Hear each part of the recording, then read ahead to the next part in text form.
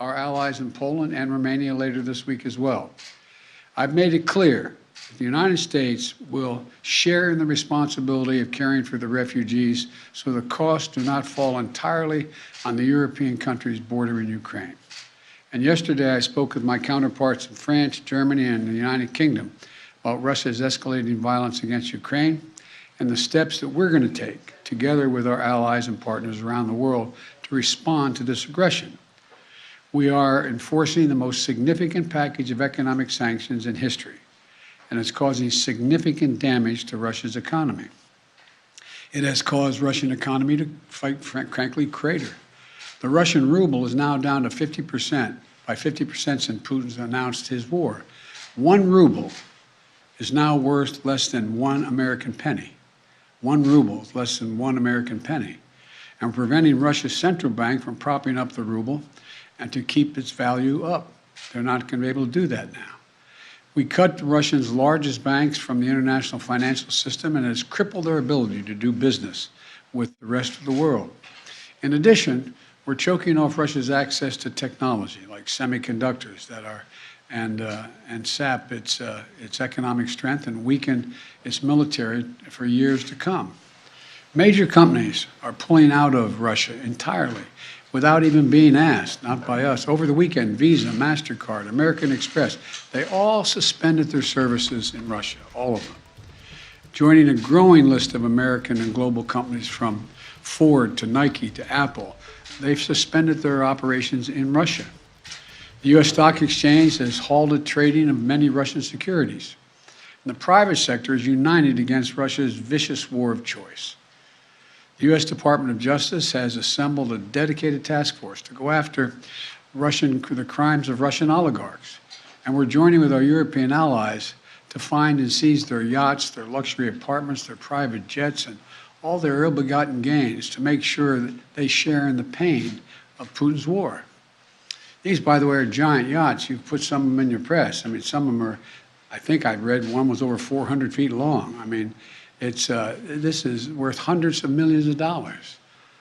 The decision today is not without cost here at home. Putin's war is already hurting American families at the gas pump. Since Putin began his military buildup on Ukrainian borders, just since then, the price of the gas at the pump in America went up 75 cents. And with this action, it's going to go up further. I'm going to do everything I can to minimize Putin's price hike here at home.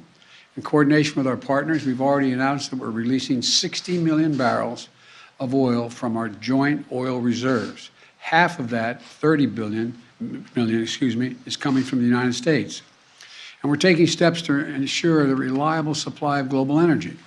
We're also going to keep working with every tool at our disposal to protect American families and businesses. Now, let me say this. To the oil and gas companies and to the finance firms that back them, we understand Putin's war against the people of Ukraine is causing prices to rise. We get that. That's self-evident. But,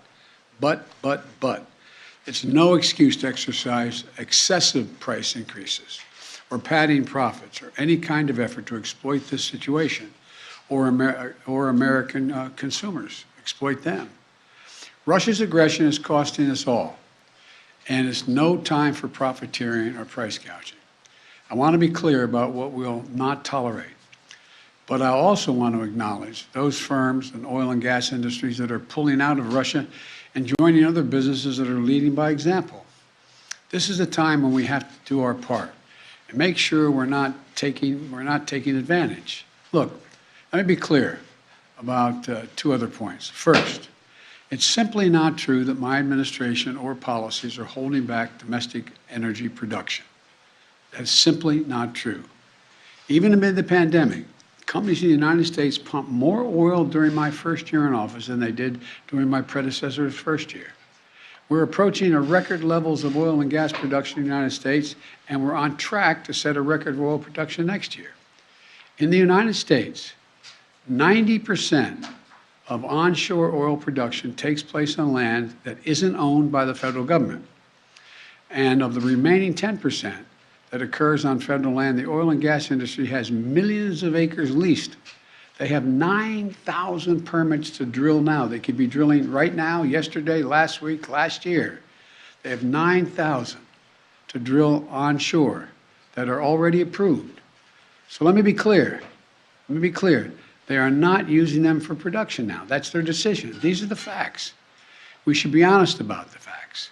Second, this crisis is a stark reminder to protect our economy over the long term, we need to become energy independent. I've had numerous conversations over the last 3 months with our European friends of how they have to wean themselves off of Russian oil. It's just not tenable. It should motivate us to accelerate the transition to clean energy. This is a perspective that our European allies share, and the future where together we can achieve greater independence. तो किस तरीके से रूस की आर्थिक नाकेबंदी की जा रही है उसके बारे में विस्तार से जानकारी दे रहे थे अमेरिका के राष्ट्रपति, और नए कई प्रतिबंध भी रूस पर लगाए गए हैं और आपने देखा इसकी वजह से रूस को कितना बड़ा आर्थिक नुकसान होने जा रहा है उसका आकलन भी अमेरिका के राष्ट्रपति पेश कर रहे थे।